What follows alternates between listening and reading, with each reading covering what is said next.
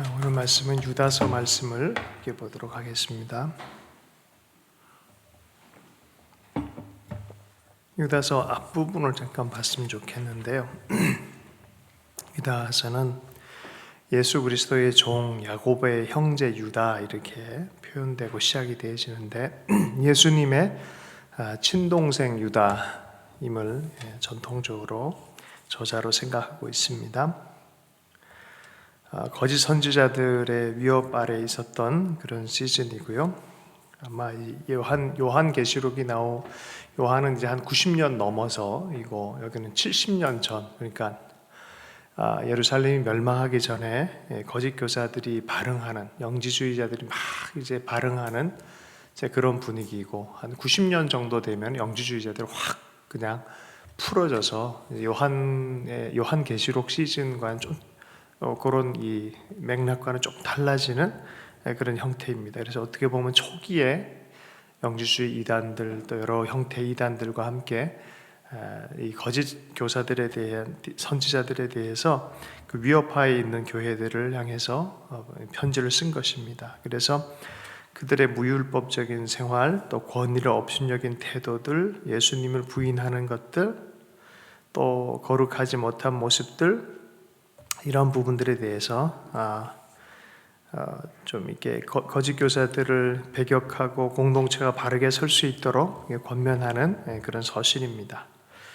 117페이지에 보면은 주제들이 나와 있어요. 먼저는 바른 믿음을 가져라. 전통적인 사도적 전승에 의한 주님께서 가르쳐 주신 바른 믿음 안에 거하는 것이 얼마나 중요한지. 두 번째는 경건한 생활, 거룩한 생활로 입증되어진 참된 믿음에 대한 이야기를 하고, 세 번째는 주님이 오심, 그 묵시사상이라고 그러죠.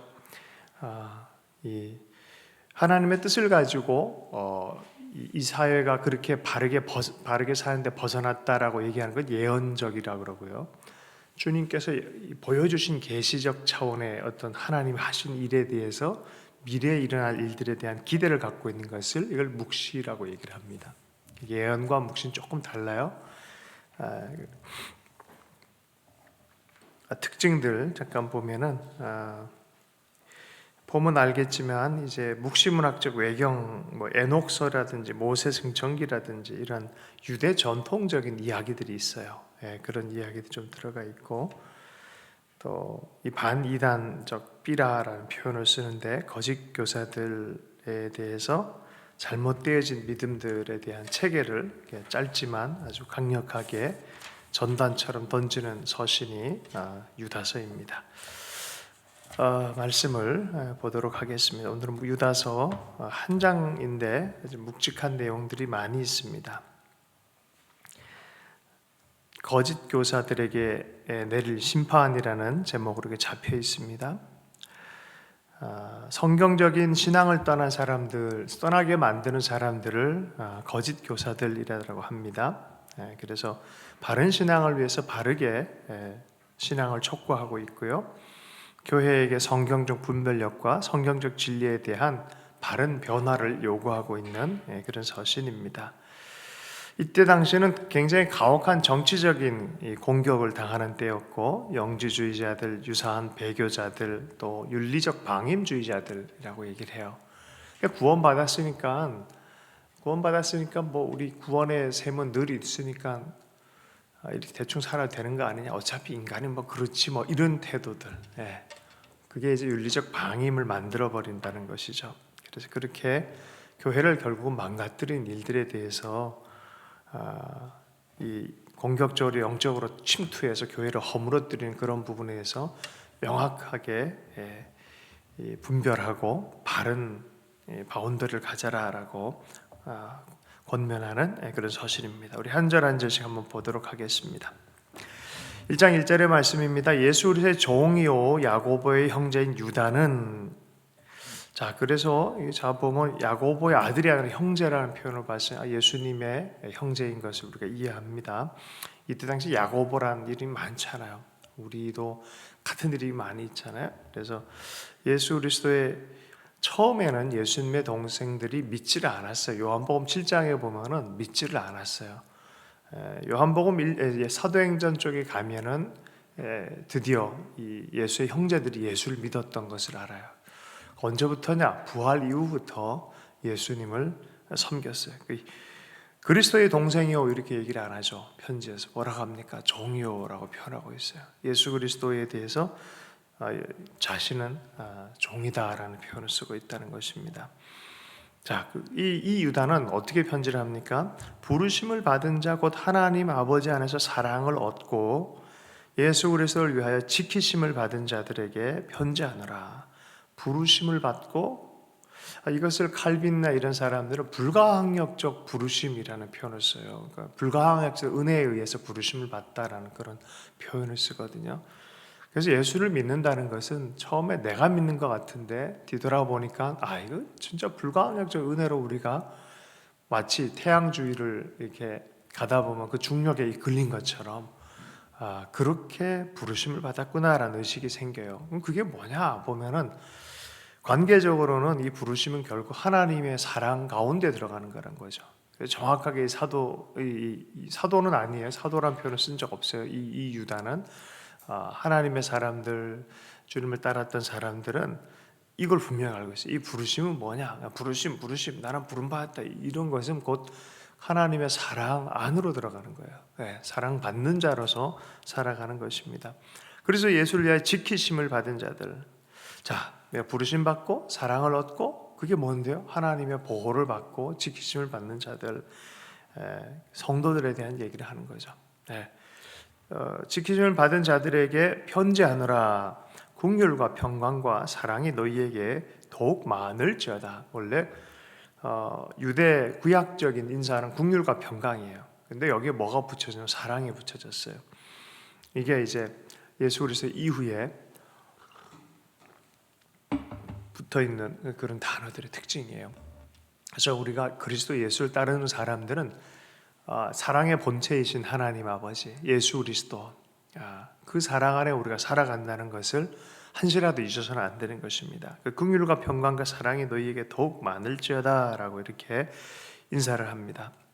어떻게 보면 이거요, 죄에서부터 회심하는 과정들이 이렇게 있어요. 부르심 받고 사랑을 얻고 지키심 받고 이렇게 가는 것입니다. 자, 3절. 그럼 이제 이것이 처음에 인사라고 하면 3절부터 보겠습니다. 사랑하는 자들아, 우리가 일반으로 받은 구원에 관하여 내가 너에게 편지하려 하는 생각이 간절하던 차에 성도에게 단번에 주신 믿음의 도를 위하여 힘써 싸우라는 편지로 너희를 권하여야 할 필요를 느꼈나니. 이 편지의 목적이 있죠. 성도에게 단번에 주신 믿음의 도, 이것을 위하여 힘써 싸우라. 이것이 예수 그리스도와 또 사도들, 그 사도들의 서신을 읽어보면 바로 이 십자가와 예수 그리스도의 단번에 주신 도에 대한 얘기를 하는 거예요. 다른 말로 하면은 십자가를 통해서 주님께서 하신 일, 이게 성경 전체인 것입니다. 성경이 가리키는 그 바른 도 안에 너희가 머물러 있어라라고 말하는 것이죠. 예수 그리스도께서 죽어주신 것은 영단번의 제사였어요, 그죠? 효력 있는 제사였습니다. 그 믿음을 통해서 우리가 구원을 얻는 이것을 힘써 지켜라. 구원에 관한 부분이라면 예수 그리스도에 대한 믿음에 대해서 흔들리지 말고 성경적 믿음을 견지해라. 사도적이고 성경적인 믿음을 견지해라 라고 말하는 것입니다. 자, 왜 그렇게 썼냐면 바로 뒤에 배교자의 특징들이 있기 때문에 그래요. 첫 번째, 4절, 이는 가만히 들어온 사람 몇이 있습니다. 그들은 옛적부터 이 판결을 받기 위하여 미리 기록된 자니. 자, 이런 가만히 들어와서 속이는 자들이 있다는 거예요. 그리고 구원을 흔드는 자들이 있다는 거예요. 구원에 관해 잘 모르는 자들이 있다는 거예요. 자, 그 부분에서 첫 번째 특징이 뭐냐? 교리적인 얘기보다는 먼저 그들의 삶의 특징을 얘기를 해요. 경건하지 않다. 또 두 번째는 방탕하다. 이게 뭐예요? 은혜를 빙자해서 방탕하게 살아가는 것은 이건 주님의 뜻이 절대 아닙니다.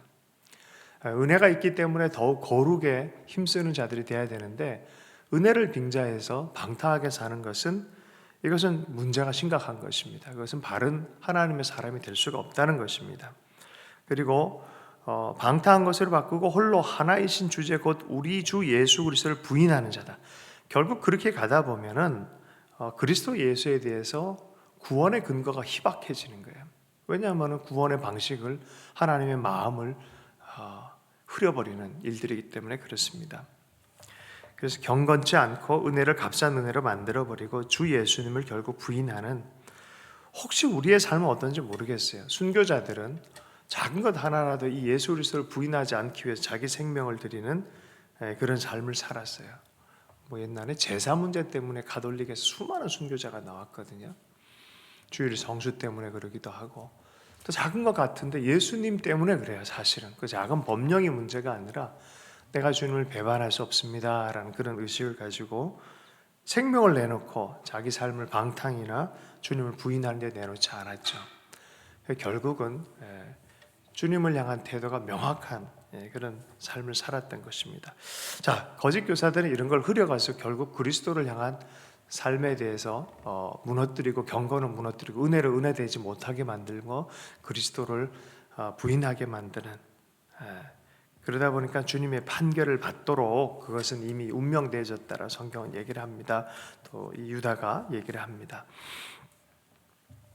다시 한번 얘기하지만 요 25년 이후에는 요한의 시대예요. 요한이 쓴 요한 1, 2, 3, 4 쓰고 했던 그런 시대에는 영지주의자들이 확 꽃을 핀 시대였고요. 이게 막 전쟁의 막 초발부에 들어가는 거예요. 그 분위기 전체가. 그래서 영지주의적인 태도는 되게 좋지 않습니다. 나중에 좀 다루는 시간이 있으면 좋겠고요. 자, 5절, 너희가 본래 모든 사실을 알고 있으나 내가 너희로 다시 생각나게 하고자 하니라. 주께서 백성을 애굽에서 구원하여 내시고 후에 믿지 않은 자들을 멸하셨으며. 자, 표현이 재밌습니다. 유다서는 자세히 보면은 출애굽, 사탄, 소돔과 고모라, 모세의 죽음, 가인, 발람, 고라 쭉 하면서 에녹까지 쭉 구약적 예화들을 짧은 구절 안에 다 들어가 있어요. 자, 이 부분에서 뭘 했냐면 출애굽에 대한 얘기를 먼저 했었어요. 보세요. 백성을 애굽에서 구원하여 내시고, 구원을 경험했어요, 분명히. 그런데 후에 믿지 아니하는 자들을 멸하셨으며. 아주 묘한 표현이에요.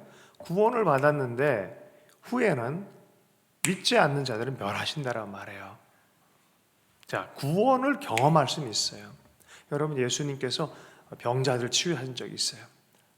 문둥병자들을 치유하신 적이 있어요. 근데 감사한 자들은 구원까지 받아요. 그죠? 마치 이런 거죠. 출애굽 사건을 경험한 많은 사람이 있지만 결국 광야에서 다 죽어나갔고 믿는 자들 무리들만 가나안으로 들어갔던 것처럼 우리가 예수 그리스도의 놀라운 치유와 경험과 회복을 경험할 수는 있어요.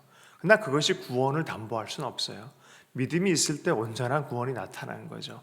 끝까지 하나님에 대한 믿음을 가지고 나아가는 것이 그래서 이게 굉장히 중요한 것입니다.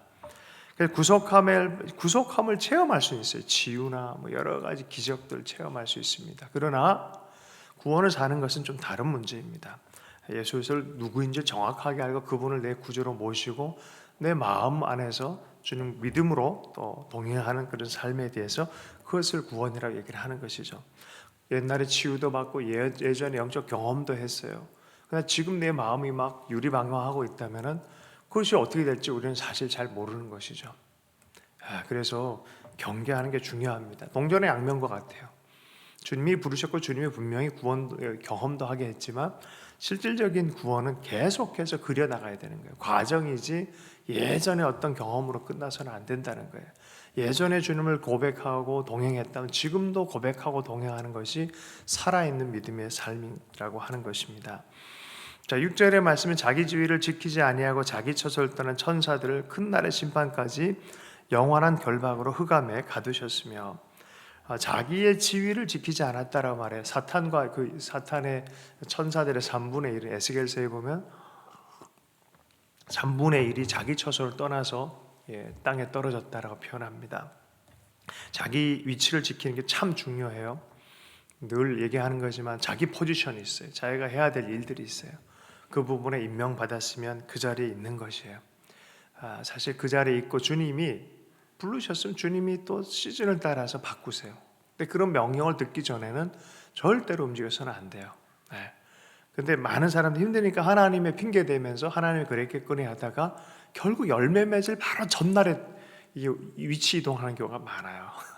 제가 이제 축구를 하다가 내 포지션이 오른쪽이었는데 항상 왼쪽에서 공이 왔다 갔다 하니까 제가 아유 왜 저기서 노나 하고 막 제가 그쪽 왼쪽으로 뛰어가는 도중에 선생님이 너 위치 지켜 막 그런 얘기 들은 적이 있었어요. 그 순간에 공이 뻥 가가지고 오른쪽으로 가는 거예요. 얼마나 후회를 했는지 몰라요. 자, 그것처럼 자기 지위를 잘 지키는 게 결과와 열매를 맺는 방식인 거죠. 근데 사단과 천사들은 그러지 못했다는 거예요. 큰 날의 심판에 결국은 심판을 받는 그런 삶이 되어진다는 거죠. 영원한 결과 흑암에 가두셨다라고 분명히 말씀하고 있어요. 자, 소돔과 고모라와 그 이웃 조실들도 그들과 같은 행동으로 음란하며 다른 육체를 따라가다가 영원한 불의 형벌을 받음으로 거울이 되었다라고 말합니다. 자, 자기 위치를 떠날 뿐만이 아니라 소돔과 고모라도 하나님의 기준을 벗어나서 손님 대접도 안 하고 성적으로 타락했는데 특별히 여긴 다른 육체라는 표현을 써요. 이 부분에 있어서는 조금 이 논지가 좀 에녹서라든지 이런 걸 보면 왜 이런 얘기를 하는지 좀 나왔어요. 오늘은 그냥 넘어가도록 하겠습니다. 그 외경에 해당되는 거예요.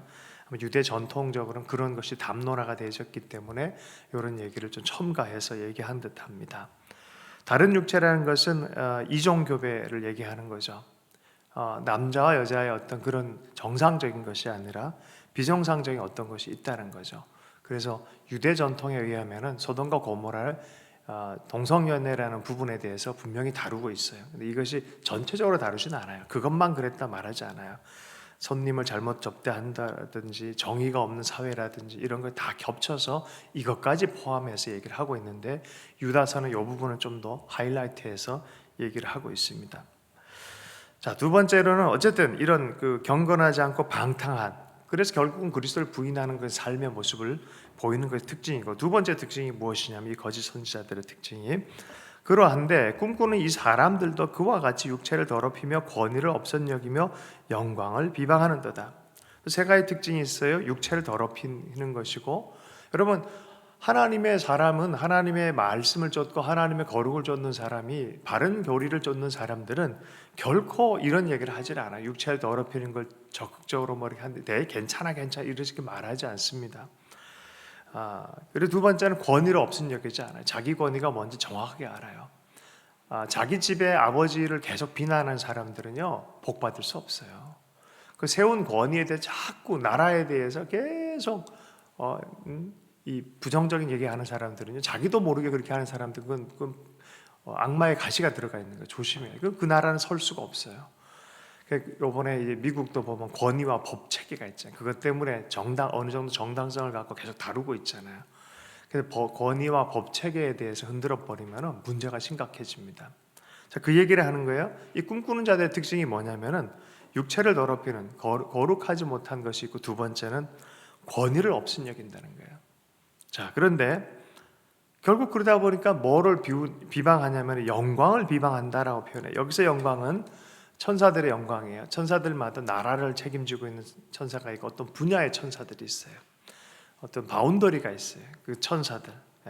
그것에 대해서 비난하는 일들을 한다는 거예요. 뒤에 보면 미가엘 천사가 나오고 또 모세 뭐 얘기가 나온단 말이죠. 그래서 세운 권위를 자꾸 비방하는 일, 그 결국 그 영혼, 대화하는 영혼을 망치는 일들이 되는 거예요. 나는 소화력이 있다 하지만 저 사람은 소화력이 없을 수 있잖아요. 그죠? 나라들이 자꾸 그렇게 가면 좀 걱정해요. 그래서 정치가들은 참 어쩔 수 없이 양 있다 보니까 자꾸 비난을 하다 보니까 이게 백성들의 마음속에 가시같이 심어지는 게 참 안타깝습니다. 그래서 양당 정치나 이런 민주 정치라고 하는 이 정당 정치가 과연 맞느냐라는 근본적인 이 고침에 대해서 많은 정치학자들 또 이렇게 요즘 담론들이 많이 일어나요. 자, 그런데 이 사람들의 권위는 뭐냐? 그럼 도대체 이렇게 얘기하는 권위가 뭐냐라고 했을 때 꿈꾸는 자라는 거야. 꿈꾸는 자들. 자, 꿈꾸는 자들에게 뭔 소리입니까? 거짓 선지자들이 자기들의 영적 권위를 내가 뭘 봤다라고 얘기한다는 거예요. 환상을 봤다. 영주자들의 특징이죠. 실제로 삶보다는 뭔가 이제 저기에 영적인 지식이, 그노시스라 해서 지식이 있는 것처럼, 내가 뭘 본 것처럼 자꾸 말을 한다는 거죠. 그게 성경적 근거가 돼 있다면 괜찮은데, 그것이 없이 자꾸 뭘 봤다라고 얘기하고 나는 이걸 느낀다라고 얘기를 하고, 여러분 그거는 누구든지 그래요. 예수 안 믿는 사람도 어떤 꿈에 대해서 자극을 받아서 그걸 집중하면요, 계속 윤형 본능처럼 그런 게 나타나요. 그렇게 보일 수밖에 없는 거예요. 그래서 항상 우리의 교정하는 것은 성경 말씀이 돼야 돼요. 성경 말씀과 내 체험이 이 균형이 맞춰져 있어야 돼요. 그러다 보니까 잘못된 음성을 들어요. 뭐 조금 있다가 멸망의 시간이 생긴다. 그러니까 뭐 사모아 어디 섬에 가야 된다 그러고, 유명하다는 한 십수년 전에도 일어났죠. 뭐 미국 서부에 큰 지진이 일어난다 그러고, 나도 막 그거 경험했다 그러고 막 그러면서 난리 부르스가 일어난 적이 있었어요. 예.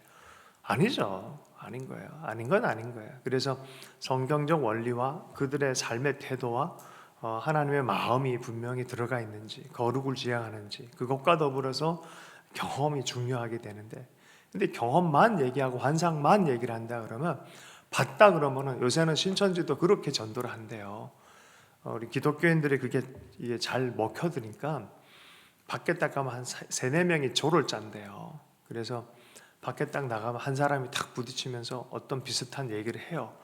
내가 꿈에 꿨는데 당신 같은 사람이다, 막 이렇게 얘기하고, 그 쭉 가면 다른 사람이 또 똑같이 얘기를 한다는 거예요.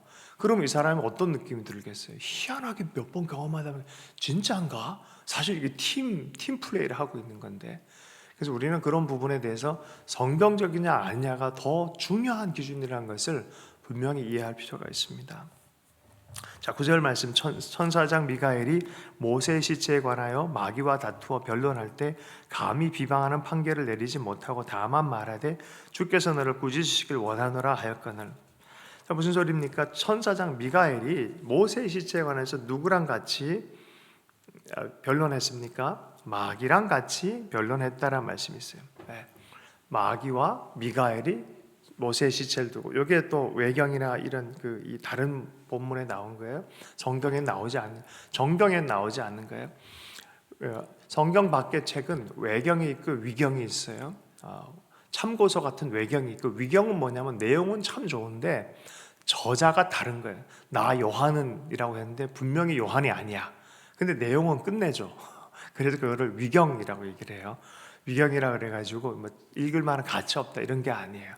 그거는 이제 많은 사람 회라마들 일부러 이름을 그렇게 한 경우가 있어요. 그걸 위경이라 그래요. 자, 어쨌든 뭐 그런 성경들과 참고 서적 같은데 나온 얘기예요. 성경에서는 안 나왔지만, 자, 그곳에는 천사 미가엘이 마귀를 판단했어요, 안 했어요? 안 했어요. 최종 판단은 누구한테 맡겼어요? 결국은 심판의 옳고 그름에 대해서 다 알 수 없는 거는 알 수 없다라는 부분에서 하나님께 맡기는 게 좋아요. 많은 사람들이 다 아는 것처럼 말하다가 실수를 많이 해요. 그래서 내가 아는 게 있고 내가 모르는 게 있다라는 걸 아는 것이 이게 참 지혜예요.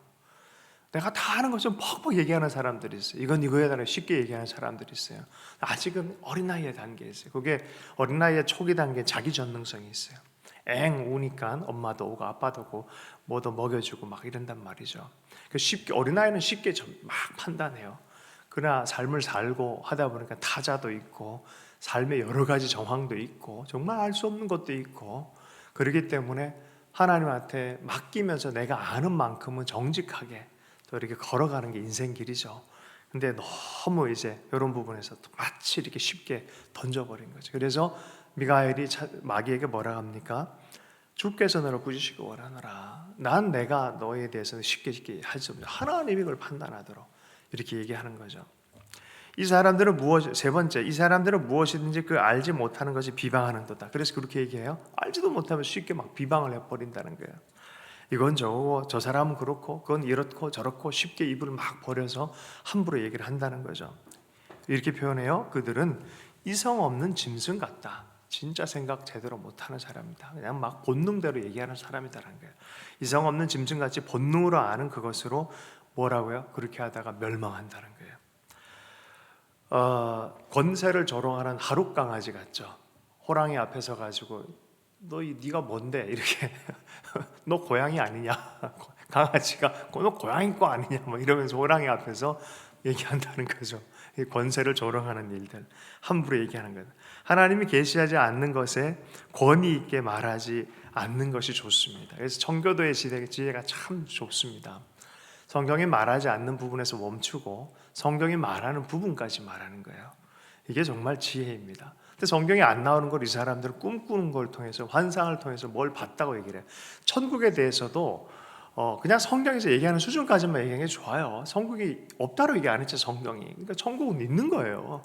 그런데 천국을 갖고 막 설명했던 사람이 있어요. 가봤더니 맨션이 있고 뭐가 있고 막 강아지가 좀 막 그러면서 이상한 신학이 만들어지고 성경적인 원리를 막 이게 흩어버리는 거죠. 이게 바로 이성 없는 진승이다.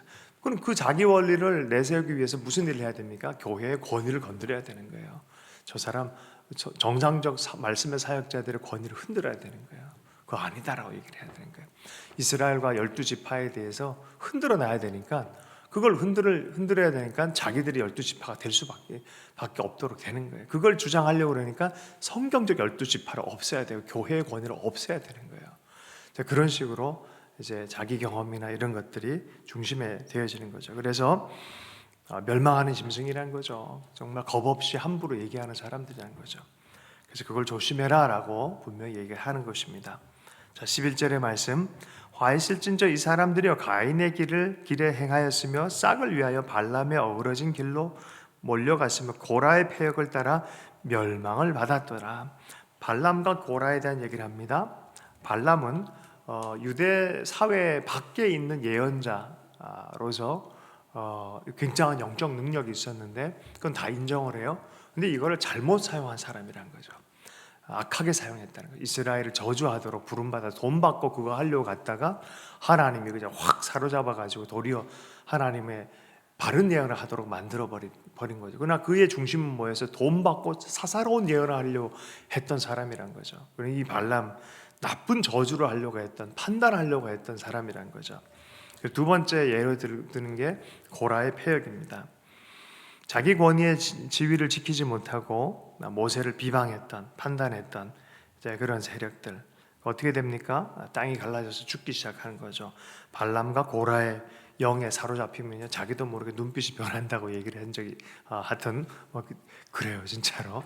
그래서 잘 되는 가정, 잘 되는 공동체, 잘 되는 나라는요, 품어 안으면서 서로가 서로를 향해서 위하고 사랑해주고 하는, 아비와 자녀 세대가 또 연합하고 하는 이러한 노력들이 깊어지는 그런 공동체입니다. 그러지 않는 공동체, 발람, 고라와 같은 영이 틈타면 교회가 깨지고 별별 일이 다 일어나는 것이죠. 자, 12절, 그들은 기탄 없이 너희와 함께 먹으니 너희의 애찬에 암초요.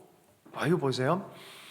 초대교회 때는 예배 전체 하기 전에 먼저는 애찬을 했어요. 러브 피스트라고 해가지고 성찬을 했어요. 성찬인데 우리 같은 성찬이 아니라 실제로 빵을 먹고 포도주를 마시고 하면서 밥을 먹었어요. 이걸 애찬이라 그래요. 얼마나 그리스도의 몸과 피를 마시면서 같이 마시는 영적 공동체입니까?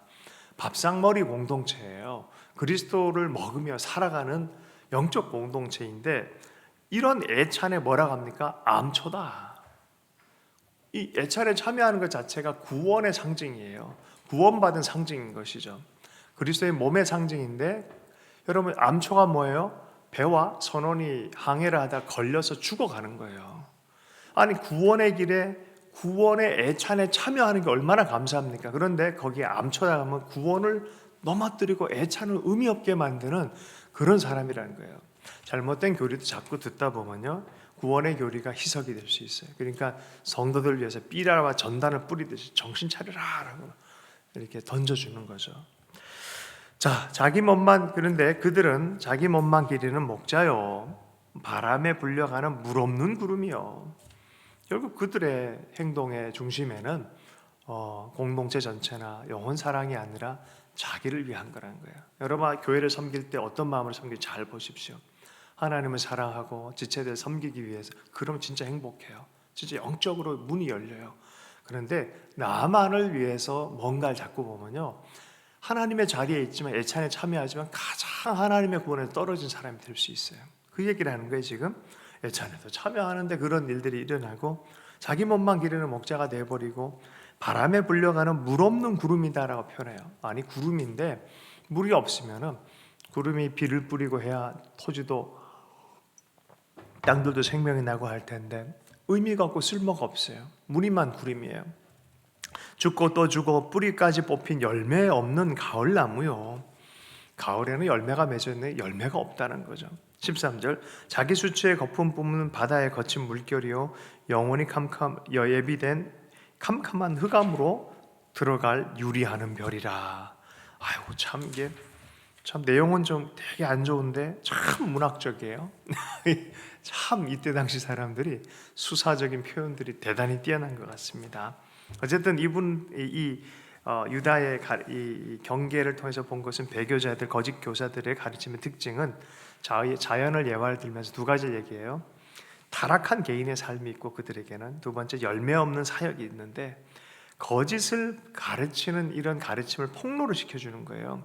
보이기는 되게 영리하고 교묘하고 매혹적이고 다양한 형태로 좋아 보이는데 실제로 그들의 삶을 이렇게 보면 영적 표면 뒤에 진짜 신앙인의 삶으로는 보일 수 없는 사람이란 거예요. 진짜 삶이 중요하다는 거예요. 그들의 가르침, 교묘한 가르침보다 그들의 삶을 통해서 열매를 보아라라고 먼저 말해주는 거예요. 네, 맞아요. 10중 8구. 그래서 기독교는 윤리를 지향하지는 않습니다. 생명을 지향하지. 하나님 안에 있는 생명, 하나님과의 관계를 지향해요. 그 윤리적이냐 아니냐가 구원의 근거는 될 수 없습니다. 그러나 그리스도를 따르고 하나님을 따르는 사람에게 자연스럽게 맺혀지는 열매는 거룩한 윤리적 열매가 맺혀져요. 그래서 윤리는 구원의 근거가 되지 않지만 구원받은 자의 증거는 돼요.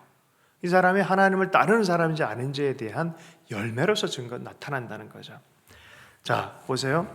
흑암으로 돌아가는 유리하는 별이라. 유리하는 별이 뭐예요? 궤도를 질서 있게 도는 그런 위성이나 행성이 아니라 어떻게 유리하는 별똥별처럼 떨어지는 거예요. 퓨 떨어지면 끝나는 거예요. 흑암에 떨어지는 별똥별과 같다라고 표현하고 있습니다. 14절 말씀을 보겠습니다. 아담의 7대 손 에녹이 이 사람들에 대하여도 예언하여 이르되 보라 주께서 그 수만의 거룩한 자와 함께 임하셨으니 이건 에녹서에 나오는 얘기입니다. 15절 이는 뭇사람을 심판하자 모든 경건하지 않는 자가 경건하지 않게 행한 모든 경건하지 않는 일과 또 경건하지 않는 죄인들이 주를 거슬러 한 모든 완악한 말로 말미암아 그들을 정죄하려 하심이라. 거룩하지 않는 자들 하나님 심판하십니다. 그죠? 행동 그리고 머리에 대해서요. 말 특별히 이 말 통해서 거스르는 말 권위를 거스르는 말 생명의 권위, 하나님의 말씀의 권위, 구원의 권위, 하나님 세우신 권위들을 거스르는 모든 말들로 말미암아 그들을 정죄하려 하십니다. 여러분, 분명히 성경은 복과 저주의 길을 얘기했어요. 이거는 저주의 길이에요. 우리 입술이 어떤 길을 가는지 늘 입술을 잘 지키는 자는 생명이 있고 지혜로운 자다라고 성경은 얘기를 합니다. 16절 말씀, 이 사람들은 원망하는 자며 불만을 토하는 자며 그 정욕대로 행하는 자라. 그 입으로 자랑하는 말을 하며 이익을 위하여 아첨하느니라. 결국 자기와 몸 보세요. 영적 관계 하나님과의 사랑에 집중하는 사람이 있는 반면에 육에 집중하는 사람들이 있어요. 왜 내가 육에 집중하는지 아십니까? 그래서 여러분 너무 좋은 것들이 있고 너무 먹을 것 또 마실 것 보기에 좋은 것 이건 뭘까요? 이게 사실 육에 집중하는 거예요. 그래서 성경은 그거 필요한 거 알아요. 하나님 우리 그거 필요하다라 말해요. 그러나 이 부분에 과하게 많이 간다든지 하는 것들에 대해서는 성경은 절제를 가리키고 있어요. 좋은 것마저도 절제를 가리켜요. 절제가 없는 좋은 것은 반드시 이게 욕심으로 가버립니다. 하나님을 향해서도 절제가 필요해요. 때로는 절제가 필요해요. 절제하지 않았더니 몸이 상하고, 그죠? 하나님의 나라의 좋은 것도 주님이 절제라는 걸 가르쳐 주세요. 자, 우리 삶에 있어서도, 우리 입술에 있어서도 말이나 생활의 습관이나 이런 부분에 있어서 분명하게 자기 절제가 있어야 돼요. 육을 향한 사람이 있고 하나님의 마음을 쫓는 사람들이 있어요. 소유를 쫓는 사람이 있고 하나님과의 관계 안에 있는 존재를 쫓는 사람들이 있어요. 이들은 겉으로는 영적인 것처럼 얘기하지만 사실은 소유를 쫓아가는 사람들이다라고 말을 하고 있는 거죠. 자기 육체를 위한 것이다라고 말하는 거예요. 그러다 보니까 육체를 쫓다 보니까 자기의 말이 달라지고 행동이 달라진다는 거예요. 그 사람이 말을 보면 그 사람의 인격이 드러나는 거죠. 생각의 집중도가 말을 통해서 드러나는 거예요. 그래서 말을 여러분 잘하길 축복합니다. 그리고 때로는 침묵하면서 잘 걸러서 언어를 잘 걸러가는 과정도 우리에게 매우 필요한 과정들입니다. 자, 17절 말씀 보겠습니다. 사랑하는 자들아, 너희는 우리 주 예수 그리스도의 사도들이 미리 한 말을 기억하라. 사도들에 이제 훈계와 권면에 대해서 긍정적인 얘기들을 좀 이렇게 성도들에게 마땅히 해야 될 것들을 권면하는 내용들입니다. 18절, 그들이 너희에게 말하기를 마지막 때에 자기의 경건하지 않는 정욕대로 행하며 조롱하는 자들이 있으리라 하였나니. 누가 그랬냐면 베드로 후서에 보면 나와요. 마지막 때 그런 자들이 나올 거다 했는데 이미 여긴 나왔어요. 그죠? 베드로 바로 후에 쓴 서신이에요. 이게 이미 나왔어요. 여기는 그런 경계를 이미 사도들로부터 받았는데 이미 나왔다라고 얘기를 하고 있어요. 자, 그래서 경건하지 않는 정욕대로 살면서 영지주의자들, 육은 뭐 그냥, 그러니까 육은 상관없다라고 말하니까 무슨 뜻이에요? 육은 이러나 저러나 상관없다는 뜻으로 가버리는 거예요. 우린 통합적인 것으로 영적이면서도 육체적인 거룩을 지킨 사람들이에요. 근데 영지주의자들이 영적 체험을 할 수, 나도 은혜 받고 체험도 하고 다 하는데 육은 대충 살아도 돼. 육은 의미가 없어. 그러니까 육은 함부로 굴려도 된다라고 착각을 하고 있는 거예요. 그렇지 않죠? 육은 성전이죠. 영적인 것이 육을 해석하게 해야 돼. 육이 영을 해석하게 하면 안 돼요. 그래서 육체가 자유로우려고 영적인 세계를 분리시켜 놓은 게 영지주의자들이에요. 제가 만들어낸 거예요. 그래서 그렇게 하는 거예요. 그게. 그래서 그런 자들이 있을 거다. 그래서 육체를 소중히, 육체의 거룩을 우리는 지키는 것이 매우 건강하게 지키고 거룩하게 지키는 자들이 중요하다라고 말합니다. 자, 이 사람들은 결국 분열을 일으키며 육체에 속하며 성령이 없는 자들이다. 결국 그 교리를 갖고 교회에 들어와서 막 이 구원파를 만들어내요. 너 대충 살아도 돼. 예수님의 구원은 뭐 그렇지 뭐 이렇게 말할 수도 있고, 결국은 또 그러지 않아도 그냥 영적 체험이 됐으니까 하나님 너 구원하실 거야. 성령님이 말씀해. 나도 성령이야. 뭐 이렇게 얘기하는 사람들도 있겠죠. 그런 식으로 이단들이 많이 나온 거예요. 이게 다 초기 영지주의자들 뿌리로 해서 이단들이 지금도 이단들이 발생하는 게 이 영지주의자적인 태도입니다. 자, 그런데 이 사람들은 자기의 육체에 속한 자인데, 그래서 이들은 영적인 사람이라 말하지 않고 육체에 속했다라고 얘기를 해요. 가장 영적 체험을 했는데 그냥 그들은 육체다라고 이 서술은 얘기를 해요. 육체다. 육체가 해석하는 거다 저거는. 이렇게 얘기하는 거예요. 그 다음에 뭐라고 얘기합니까? 자기들은 성령이 있다고 얘기하지만 단호하게 성령 없는 자들이다. 명확해. 저 성령 없는 거다. 그냥 자기들 영적으로 생각되지 무의식적 어떤 영적 현상을 경험했을 뿐이지 실제가 아니다라고 말하는 거예요. 실제 성령의 역사가 아니다라고 명확하게 그 부분에 대해서 얘기를 하는 겁니다. 자, 그래서 사랑하는 자들아, 너희는 너희의 지극히 거룩한 믿음 위에 자신을 세우며, 이 믿음이 뭡니까? 그리스도 예수, 그 십자가 위에 온전히 세우라. 그 사랑 위에 온전히 세우라. 성령으로 기도하며 계속해서 기도하는 것입니다. 우리의 삶의 현장 안에서 끊임없이 기도하는 것입니다. 그러니까 일상 전체가 거룩하게 변하고 내 육체 전체가 영원에 잇대어진 존재화가 되어지는 과정들을 경험하는 것입니다. 그리고 뭡니까? 하나님의 사랑 안에서 자신을 지키며 영생에 이르도록 우리 주 예수 그리스도의 긍휼을 기다리라. 주일에 이 부분이 나누어질 것 같은데 마태복음 24장부터 25장 종말론에 대한 얘기를 합니다. 뒷부분에 종말의 성도는 어떻게 살아야 돼? 일상을 살아가. 일상의 삶 안에서 사랑하고 끊임없이 기도하고 성령 안에 기도하고 거룩을 지키고 작은 자들을 섬기며 하는 일상의 영성으로 치환이 되어지는 걸 보여줘요.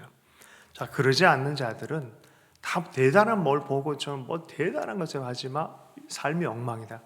아니다. 그건 영적이지 않다. 그게 도리어 육체적인 거라 얘기하는 거예요. 자, 22절 어떤 의심하는 자들, 그 다음부터는 교회 내 여러 가지 부류들의 사람들이 있어. 어떤 의심하는 자들도 긍휼히 여기고 어떤 자들은 불에서 끌어내 구원하라. 이제 막 거의 넘어가는 그런 사람들은 빨리 끄집어내서 바른 영성을 가르쳐라라고 말하는 거예요. 또 어떤 자는 육체로 더럽힌 옷까지도 미워하되 두려움으로 긍휼히 여기라. 어떤 사람은 이미 그게 완전 빠져가지고 자기 육체를 대충 막 살아가고 죄악에 내던져 버리고 그러면서도 하나님 믿는다 그러고 하는 사람들에 대해서는 미워하되 옷까지도 미워하라라고 얘기를 해요. 그것에 동참하지 말아라. 미워하되 두려움으로 긍휼히 여기라라고 했어요. 근데 보세요. 이 두 가지 모순형용 같은 얘기가 나오죠. 어떻게 미워하는데 또 긍휼히 여기라는 거죠. 그래서 죄를 미워하지 사람은 불쌍히 여기라라고 말하는 거예요. 이게 그 부분에 있어서 좀 뭐가 잘못된 사탄의 가시가 들어갔는데 그것에 대해서는 경계하고 미워하되 불쌍히 여기라, 긍휼히 여기고 기도하고 그렇게 해라라고 말하는 것이죠. 오늘 짧은 구절이지만 만만하지 않는 성경의 이 유다서는 자 이제 마지막 결론에 도달했습니다.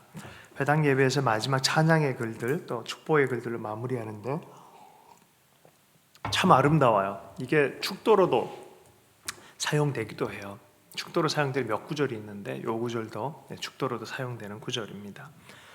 능히 하나님은 그 바른 믿음 안에 서실 때 능히 너희를 보호하사 거침이 없게 하시고 너희로 그 영광 앞에 흠이 없이 기쁨으로 서게 하시리.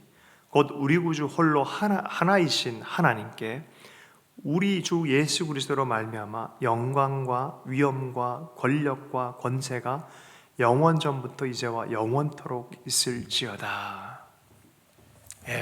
그리스도 예수를 통한 구원에 대해서 굳건하게 잡으십시오. 오늘도 가장 영적인 사람은 그리스도 예수의 십자가를 온전히 바라보고 그를 사랑하는 자들이에요.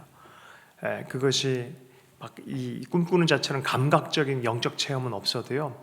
이게 가장 파워풀합니다. 여러분 자석의 강력한 그 자석 경험을 해본 적 있어요? 딱 하면 철이 와서 딱딱 들러붙죠. 근데 보세요. 가장 강력한 중력은 어디에 있는지 알아요? 지구에 있어요. 지구에. 근데 지구는 개미 한 마리도 걸어갈 수 있도록 허용을 해줘요. 옴짝달싹하지 못하게 하는 그런 자석이 아니라 허용을 해주지만 모든 만물이 그 중력에 끌리면 당하는 거예요. 십자가가 그래요. 가장 무력한 것처럼 같은데 가장 파워풀합니다. 십자가는 그래요. 예수님을 마음에 품은 자들은 오늘도 하루를 그렇게 살아가는 거예요. 그 마음으로 살아가는 우리가 되었으면 좋겠습니다. 또 거짓 교리가 난무한 시대, 또 이단들도 옷을 갈아입으면서 자꾸 등장해요. 그래서 그런데 속지 않고 또 이 시대 조리에 속지 않고 거룩한 그리스도 예수의 사람들 될 수 있기를 바랍니다. 함께 기도합니다. 하나님 아버지, 오늘도 주님 안에서